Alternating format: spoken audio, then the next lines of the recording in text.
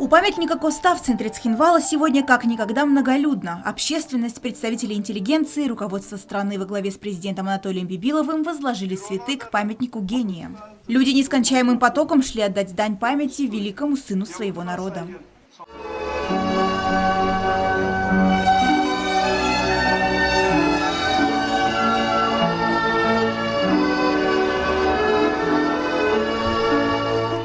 О Коста можно говорить бесконечно, восхищаться многогранностью его таланта. Поэт, драматург, публицист и живописец. Человек, который прославил свой народ во всем мире.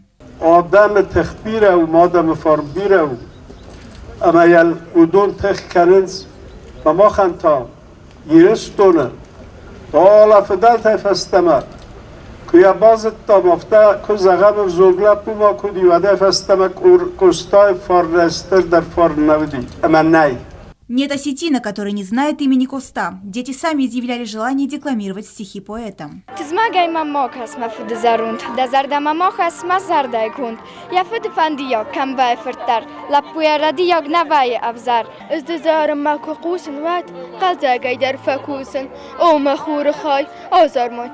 У каждого найдутся искренние слова о гении осетинского народа, которыми он может поделиться. Коста является гордостью для всей нации. Коста – великий человек, им восхищаются все, во всем мире. Мы благодарны Богу, что он родился осетином. Мы отчетливо понимаем, что Коста – гениальный человек. В эти дни я еще сильнее проникся его творчеством. Стихи Коста переведены на многие языки мира. Это значит, что его знает весь мир.